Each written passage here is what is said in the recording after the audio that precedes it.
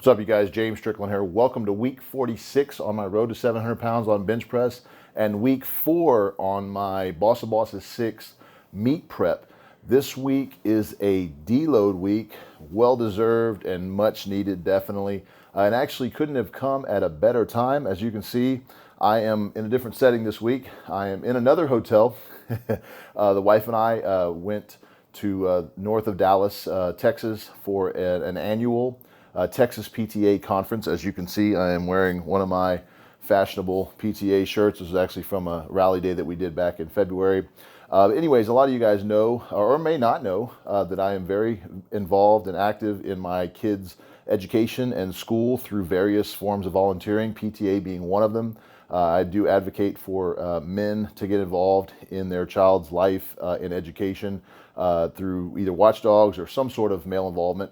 But if you guys want any more information about that, it's definitely part of my balanced life. If you guys have kids or you want to get involved in your grandkids' life or whatever capacity, shoot me a DM or a question through email, anything like that. I'd be happy to help you out.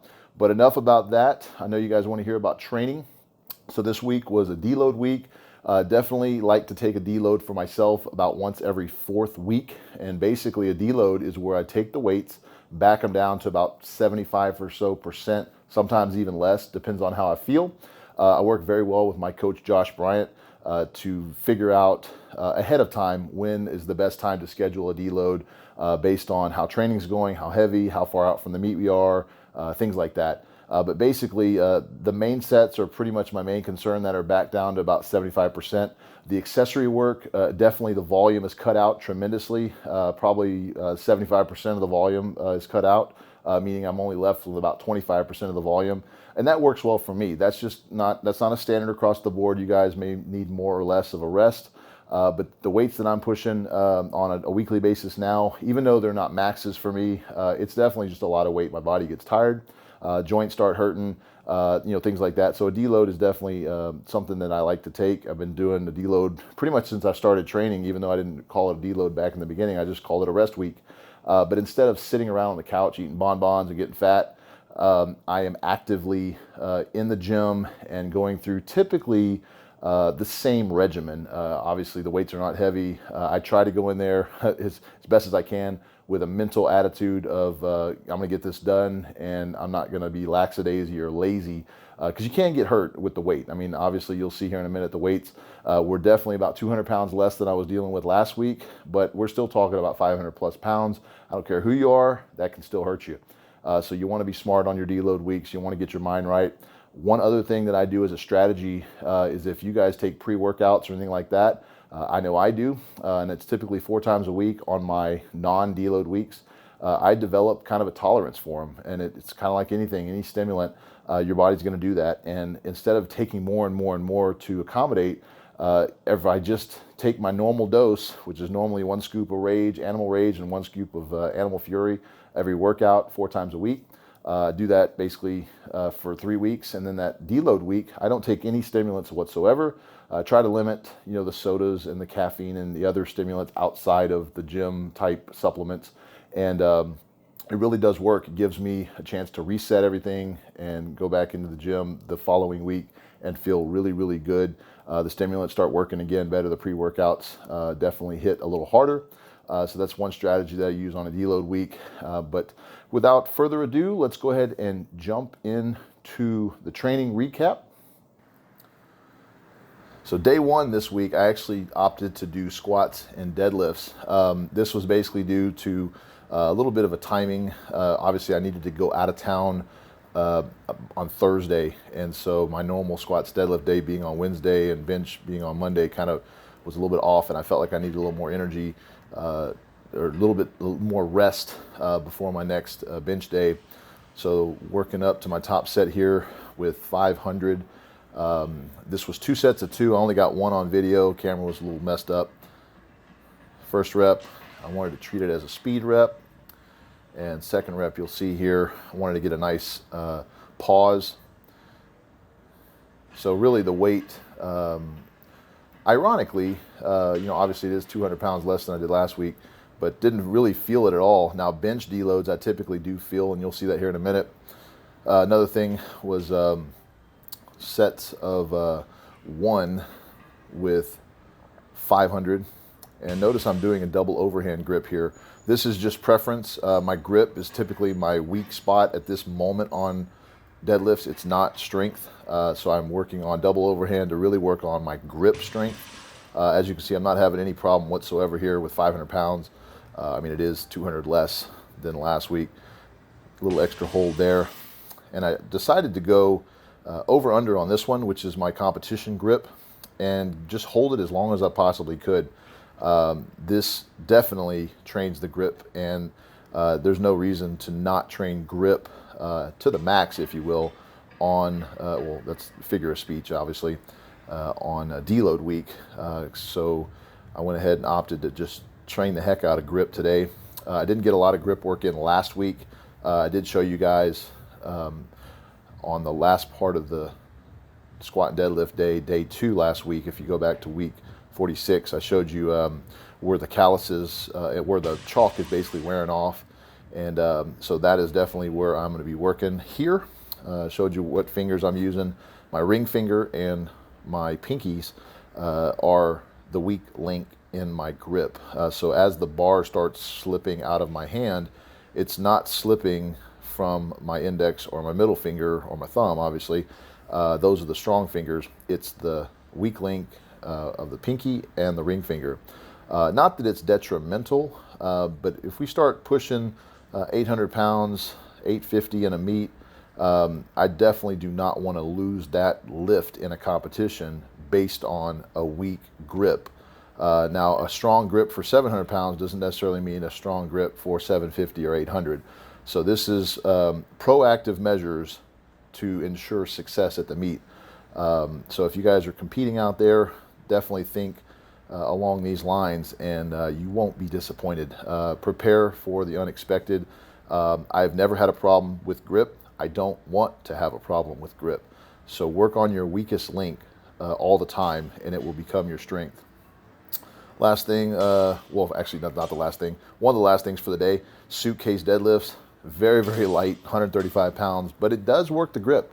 So if you hold them up at the top there, obviously after the static holds, after all the deadlift holds, my grip is starting to give just a little bit, but these definitely will work a little bit more of that weak spot. But overall, this week, I treat it typically just like any other training week, other than the timing issues. Finishing off here with 150 pounds there on the leg curls and the hamstrings. But definitely getting my rest as always. I treat my nutrition about the same, if not more important. This is day 2, like I said, doing my bench day here, last warm up at 405. Going without elbow sleeves this week, just because, well, it felt better. I was a little bit hot with those sleeves on, plus I'm not working up to anything heavy.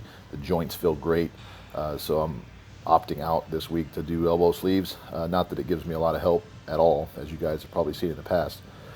Anyway, so I tend to lose a little bit of weight on deload weeks if I don't keep my diet up. I guess that's a little bit odd considering I'm not, and I think that was a pretty quick rep. I'm happy with that. When it comes to eating more, I have to kind of focus on eating a little bit more on my deload week because I'm not as hungry, not burning as many calories. But I typically, when I do that, I lose weight. And then I go into the week after the deload with a little bit of kind of at a disadvantage. So try to keep the weight up a little bit, eating a little bit more calories, taking in some protein shakes and things like that. First rep here, this is 3 sets of 3 paused with 455. I slowed it down a little bit just because sometimes when you go too fast, you overextend at the top. I actually had a couple guys reach out recently talking about front delt pain, and that is definitely a cause. If you're a close grip bencher, you can definitely be exposed to this, but if you overextend at the top of your rep, your shoulders actually loosen up, your back comes off the bench, and your shoulders end up a little bit overextending, and that can hurt your front delts quite a bit. And actually can really hurt your joints too. If you're popping up a rep really, really fast and it bounces, your body is going to take the hit from that. A couple different angles here of this 455. Really, even though it's a deload, you definitely want to keep your mind in the game. One strategy that I do is I don't take any pre-workout or supplement or stimulants on my deload weeks. That gives my body a chance to reset. Not that I have to take a bunch of supplements and things like that to get amped up in the gym, but even just taking a pre-workout 4 times a week, you build up a little bit of a tolerance, and after 3 weeks, it just isn't as effective. So after a week off of taking that, it becomes very effective again. That's just a 45-pound dumbbell with my dips there. Pretty quick set of two sets there. Going on to some incline chest-supported rows. This is a good substitute for seal rows if you're in a gym that you can't either safely set up a bench that's elevated, or if your benches are bolted down or something like that, you can just do chest-supported rows, either with a barbell if you have space underneath, or if not, just use dumbbells. That's a pretty good substitution. If not, T-bar rows, hammer strength rows, anything like that where you're in a pulling motion is also a good back exercise. These are the IYT raises for some shoulder health. No need to go super heavy on these. I mean, obviously this is a deload, but this is my regular training week weight on these, because it is not the weight that really works. It's the motion and the number of reps. And this is definitely going to burn out your shoulders if you're doing it correctly. Moving on, some pretty light flies. Just really going through the motions, really working on squeezing as I would a normal week. So really form is the key during a deload week. Doesn't matter if the weight is really, really easy for you. You want to keep control of it. You don't want to go into the gym and go lackadaisy or play around. You can still get hurt with deload weight. It's definitely not a place for you to just go in and just play around. You want to work on your form, work on your technique, really work the muscle. You're just doing it at a lighter weight. So each one of those reps becomes repetitive and becomes a habit, a good habit, so that when you're working with heavier weights, you have good form. Got my lying tricep extensions. This is, I believe, about 150 pounds. This was supposed to be a moderate weight of sets of 15.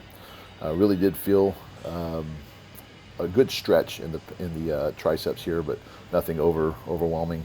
That's the way it was supposed to be, but felt really, really good. So pretty excited that everything is clicking. Everything's firing on all cylinders. No pains, no joint pains or anything that's sticking out that's keeping me from training hard right now. Very, very excited to keep things going. I just really am fortunate to have a good meet prep that's going well so far. I think we're going to be 6 weeks out, I believe, starting next week, or actually just today, 6 weeks out from Boss of Bosses, and that's August 31st in Mountain View, California. Going to be raw, in sleeves, full power. There's going to be some great competitors there, and looking forward to competing with some of the best in the world. Definitely going to go for a PR on total. There's no reason to go to a meet without going for a PR. But that is it for the training week recap. I don't have any questions this week. I really do apologize. This seems to be the second week in a row. I did cover a couple of major, one major topic last week with just general progression and weight.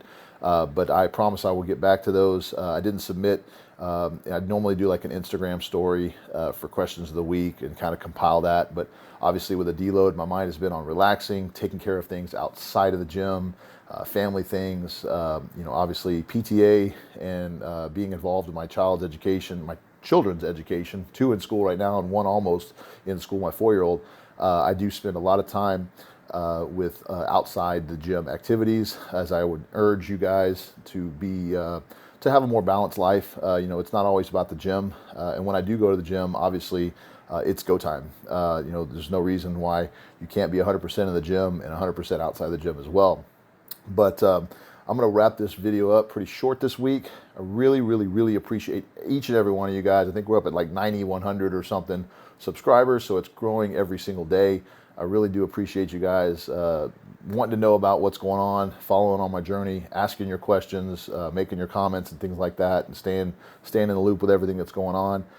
Truly am blessed with the strength that I have, and to be able to put information out there for you guys that you're not lost in the world. I know how it was several years ago when I was kind of on my own training and just kind of learning the ropes of what strength training and gym life was all about. And I actually kind of got into it a lot later than some of you guys. I didn't really start hitting the weight room really hard until I was late 20s. I was a swimmer, hence the name Swim Hack. Swim Hack, hacker is for the computer side of what I do. But I didn't. A lot of you guys asked like when I started really hitting it heavy, and it was late 20s. I never had a reason to really hit the weight room as a swimmer. A lot of the work that I needed to do for my sport was in the pool and not necessarily on the dry land. We did some cardio and things like that. So I learned a lot of this stuff later, but I was already a little bit more mature than I would have been had I been like early 20s. So I definitely did not want to get hurt. I didn't want to do stupid stuff, but I did the max out, the ego lifts. I did that kind of stuff, and it's sometimes hard to shut that off, especially if you're having a really good day and you just want to go all out. But I urge you guys just to be safe and smart with your training. Trust me, if you get hurt, it's like taking 15 steps backwards, and sometimes the steps to get back where you originally were are not just 15 steps. It's going to be years, and sometimes you're never the same. And I know some of you guys are pretty young, and it's hard to see that and kind of envision yourself being hurt. Trust me, you're not Superman. I know I have very rarely gotten hurt from any sports, never in powerlifting, and knock on wood, that will never happen. But with the weights that we use, it's just kind of a matter of time for something, tweaks or strains, something like that. I just urge you guys to take your deloads, eat right, sleep right, live a balanced life, and have other things outside the gym that you can do if you do happen to get hurt or something like that. But I'm going to wrap this up. Really appreciate you guys. Definitely find me on Instagram at SwimHack. You can check me out at my website, benchonly.com. Got some training programs on special right now. You might be getting this a couple days after when I post it, and so the special may not be there, but if you're getting this, check it out, benchonly.com/training. I've got my programs, my 24-week programs are essentially half off right now, so jump on board. Definitely like this video if you enjoyed it. If you want to see more like it, definitely subscribe to the channel if you haven't already. And I will see you guys next week. Let's see, that's going to be week 48, and see you then. See you.